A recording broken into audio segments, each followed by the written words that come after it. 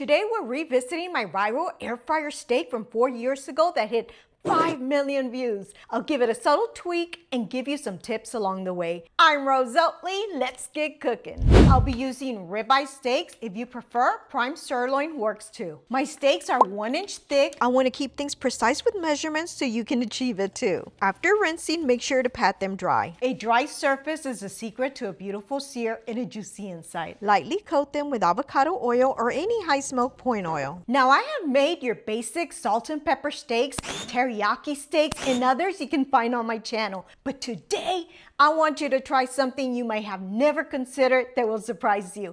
Please keep an open mind. We'll be applying A1 sauce generously as a marinade. Don't cringe. I promise you it's going to be so delicious. And today you're also trying something new. Now if you're absolutely against it, just skip it and move on to the next step. But before you do, check out just a few comments from some of my viewers who previously tried it.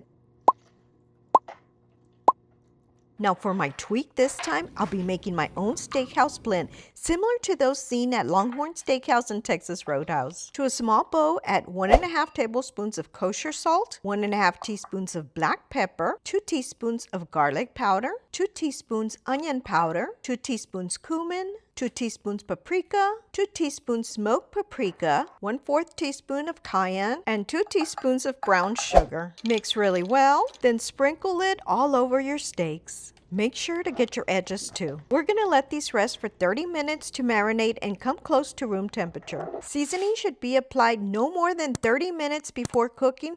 This helps create a flavorful crust without drawing moisture to the surface. Today I'm using my Kosher dual air fryer. Start by preheating your air fryer to 400 degrees Fahrenheit or 200 degrees Celsius for 6 minutes. We want a sizzling hot surface. If you have multiple settings, choose the air fry mode. I'll be using this meter wireless thermometer to land us at a perfect doneness. All air fryers vary and the thickness of your steak matters with timing, so I always recommend using a thermometer. After preheating, add a light coat of avocado oil to your basket using a spritzer, spray bottle, or brush. Just don't use any aerosol cans as those can damage the coating of your basket. I love using this one. It's never clogged up on me. Links posted in the description below or in my bio for other platforms. Place steaks in your basket. Just make sure not to overcrowd them. Air needs to circulate for an even sear. For my first steak, we'll aim for medium rare.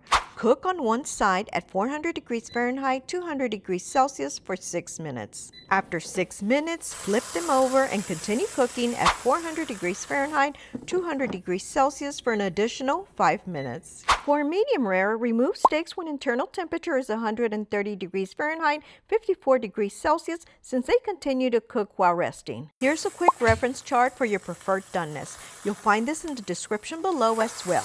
While you're down there, say hello and let me know what your preferred doneness is in the comments. Cover and rest the steaks for about 10 minutes. Resting lets the juices redistribute, yielding a juicier bite. Now for my second steak, I'll be aiming for medium doneness. We'll start with 400 degrees Fahrenheit, 200 degrees Celsius for 6 minutes again. After 6 minutes, flip the steak and continue cooking for another 7 minutes. My second steak is done. Make sure to let it rest as well.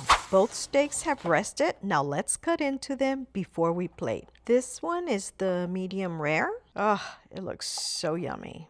Look at that. So good.